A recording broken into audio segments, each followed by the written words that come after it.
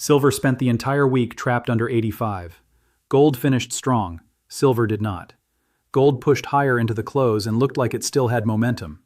Silver kept running into the same wall, again and again, and every time it touched that wall, it got hit right back down. That is the story. That is the setup. And if you think this is random price action, I think you are missing the real signal. Something is happening at 85 in silver, and once you see the structure behind it, the whole market starts to look different. What happened this week was not just underperformance. It was control. Silver tried to reclaim a key level multiple times and failed every single time. Not once, not twice, over and over. That matters because 85 was not supposed to act like this. A few weeks ago, 85 was the floor. Buyers defended it. Pullbacks stopped there. It was the level that kept silver elevated. Then the flush came. Silver broke straight through it, and the old floor turned into a ceiling. That is how markets work. Support breaks, support becomes resistance. But what we saw this week went beyond a normal resistance test. This looked defended, deliberately, aggressively, precisely. Look at the sequence. Silver comes up into 85, gets rejected. Comes back again, rejected.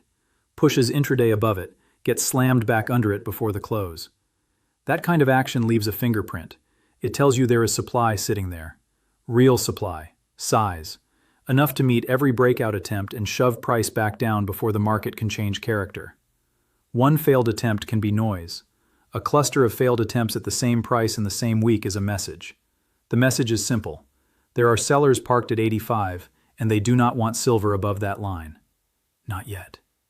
And that is where this gets interesting, because the more often a market is pressed against a cap without breaking, the more pressure builds underneath it. You are watching a spring being compressed. Buyers test the level, get denied, test it again, get denied again.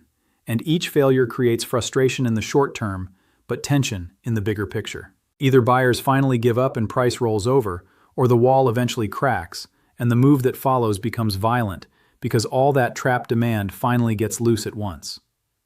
That is the fork in the road. And the rest of the data tells me this is not a normal bearish setup. It looks much more like a market being contained while pressure builds beneath it. There is another clue. Silver has lost its own voice. Earlier in this bull run, silver had independent strength. It did not need gold to drag it around. Gold could be flat, and silver would still rip. Gold could grind higher, and silver would explode higher. It had its own narrative. Industrial demand, supply deficit, solar, electrification, physical tightness. Those themes pulled buyers directly into silver. It had an independent bid. That independent bid is not showing up the same way right now. Now silver behaves like a shadow. Gold rises, silver tags along. Gold pauses, silver freezes. Gold dips, silver falls harder. That shift matters because it tells you who is controlling the tape. When a metal trades on its own fundamentals, real buyers are active. When it stops doing that and starts moving like a leveraged gold tracker, the paper market is usually back in charge. Futures flows, fund flows, algorithmic positioning, macro desks. The kind of participants who do not care about ounces, only exposure. And if the paper market is in charge, 85 becomes the perfect place to lean on price. Think about the psychology. Everyone can see the old support. Everyone can see the repeated rejections. Everyone knows that if silver gets cleanly back above 85, the tone changes fast. Sentiment flips, momentum traders pile in, shorts start feeling uncomfortable. That means the people who benefit from keeping silver contained have every incentive to defend that line. Sell into the rallies, frustrate breakout traders, create doubt, exhaust the buyers. Keep the market pinned just below the level that would wake everyone up. That game works especially well when liquidity is weak. And this is where the deeper structural issue comes in. COMEX silver liquidity has been crushed. Open interest has fallen roughly 60% from where it was. That is enormous. Read that again slowly. 60%. More than half of the paper participation is gone. That means a thinner market, fewer players, less depth, less resistance, less money required to move price around key technical levels. This is why the cap feels so effective right now. In a thick market, defending a level like 85 would cost real ammunition because waves of buyers would keep pressing into it.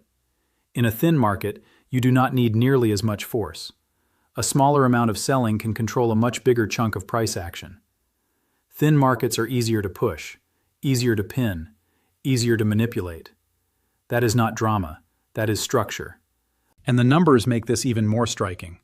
COMEX open interest is sitting near levels you would associate with a totally different silver market, the kind of environment we saw near major historical lows, not with silver up in the 80s. Same kind of participation, wildly different price. That divergence should stop you cold, because it tells you the screen price is being set in a market that has been hollowed out.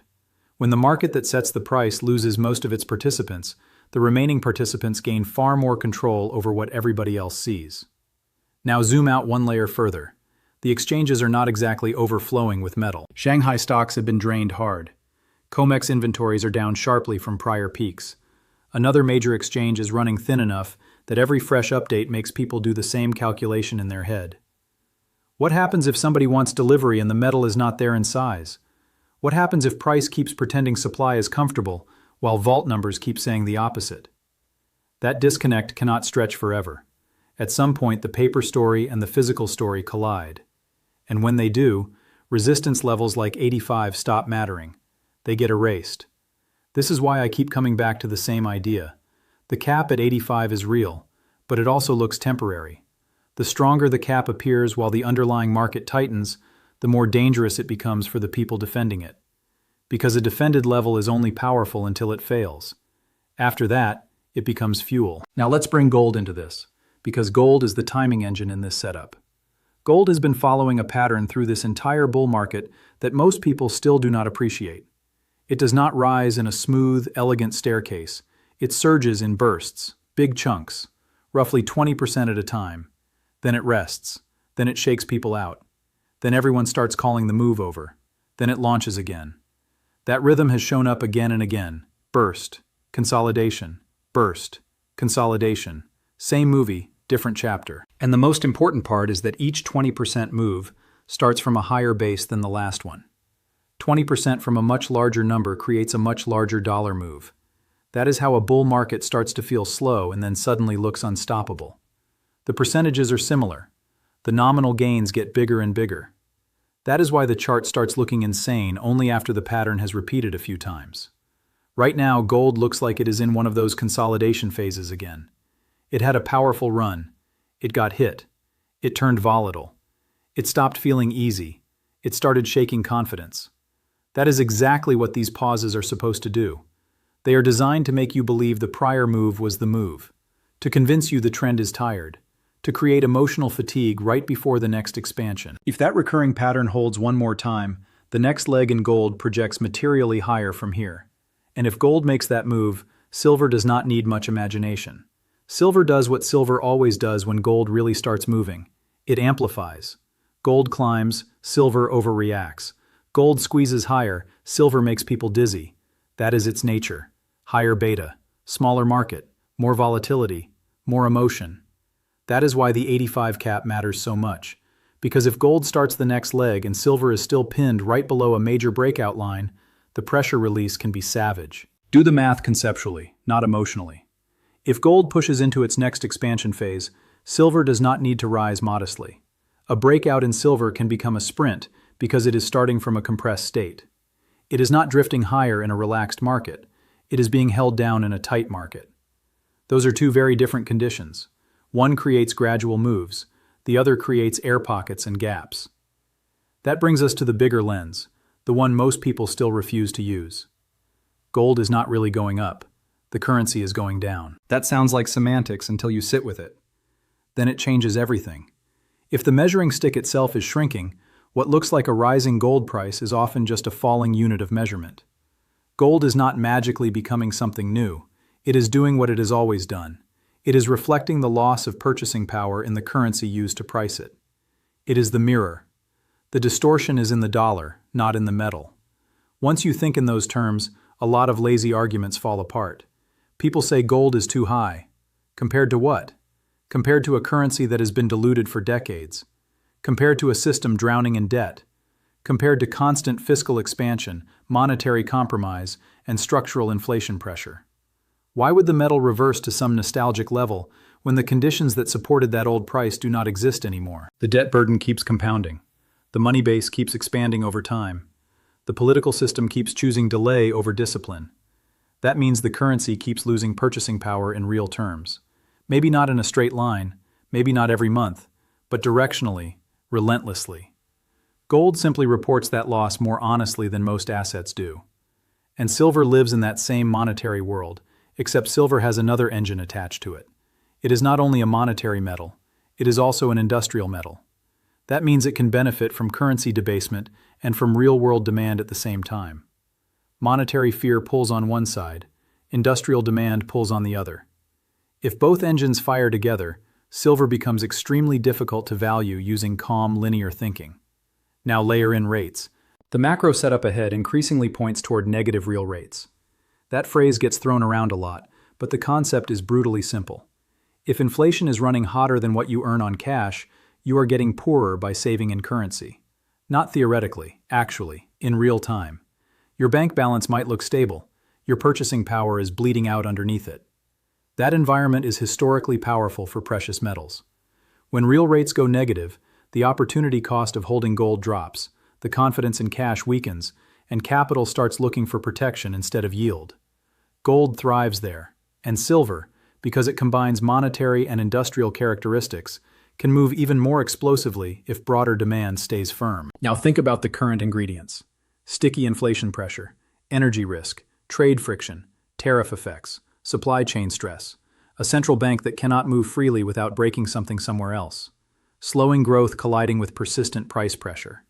That is the recipe. Not a perfect one-day shock. A grinding stagflationary backdrop where the policy response always feels one step behind the problem. That kind of environment is not friendly to paper promises. It is friendly to hard assets. Which is why the daily noise matters less than people think. Yes, silver is capped under 85 right now. Yes, the candles look frustrating. Yes, momentum traders are getting chopped up. But the macro terrain under the market remains deeply constructive for metals. Currency debasement, negative real rate risk, shrinking exchange inventories, weak paper market liquidity, a recurring bullish structure in gold, and a compressed silver chart sitting just under a level everybody is staring at. That combination is not bearish, it is unstable. And unstable markets are where the biggest repricings happen. This is also why trading the paper market emotionally is such a dangerous game here. The people with the deepest pockets understand the chart structure better than retail ever will. They know where the stops are. They know where breakout traders enter. They know where frustrated longs finally give up. In a thin market, that knowledge becomes even more valuable because it takes less size to trigger the chain reaction they want. Push price down through obvious levels, trigger stop losses, let forced selling do the rest, then absorb inventory from weak hands. That is the playbook. It is not mystical, it is mechanical. And it works best when traders are over-leveraged and glued to the screen. That is why physical holders play a different game. If you own the metal outright, nobody can margin call you. Nobody can stop you out. Nobody can weaponize an intraday wick against you. You are not playing the same fragile paper game. You are simply holding an asset while the structural conditions around it continue to tighten. And that distinction matters more now because the paper price is being discovered in a market that looks increasingly disconnected from the physical signals. Vaults say one thing. Delivery pressure says one thing. Premiums say one thing. Screen price says another. Both stories cannot dominate forever. One eventually overwhelms the other. I keep coming back to that. The paper market is implying relative calm. The physical market is implying strain. Calm and strain do not coexist forever in a commodity market. Something resolves it. Either physical conditions ease dramatically or the price has to catch up. And right now, based on the direction of inventories, liquidity, and macro pressure, the second outcome looks far more plausible than the first. So here is the real question. Is 85 the top, or is 85 the trap? Because those are not the same thing at all. If 85 is the top, silver should weaken, buyers should fade, gold should fail its broader pattern, macro pressure should cool, and physical tightness should ease. That is the bearish chain. But if 85 is the trap, then what we are watching is the final stage of frustration before repricing. A defended line, a hollow paper market, tightening physical conditions, a gold market preparing for another expansion, a currency continuing to lose real value. That is not a recipe for permanent failure. That is a recipe for a delayed move. And delayed moves in silver are rarely gentle. This is why patience matters more than prediction. Nobody can tell you the exact session the cap breaks. Nobody honest can promise whether it happens next week or after another round of chop. But the setup is visible now. The ingredients are visible now. The tension is visible now. Even the psychology is visible now. People are tired, confused, angry. That is usually what a compression phase feels like before it resolves. Watch gold. Watch 85. Watch exchange inventories. Watch whether the paper market keeps thinning while physical stress stays high. Those are the things that matter. Not every headline, not every intraday candle, not every panic spike or dip. The signal is in the structure, and the structure is saying this market is far more fragile than it looks. So tell me this. Do you think silver finally breaks 85 on the next push, or do the sellers manage one more rejection before the wall gives way? And if gold does begin another expansion leg from here, how high do you think silver runs once the cap is gone? If you want more breakdowns like this, subscribe now, and if this helped you see the market differently, share it with someone still staring only at the paper price. Because the bigger story is not that silver failed at 85. The bigger story is that silver keeps failing at 85 while everything underneath the market keeps getting tighter. And those two facts were never going to live together forever.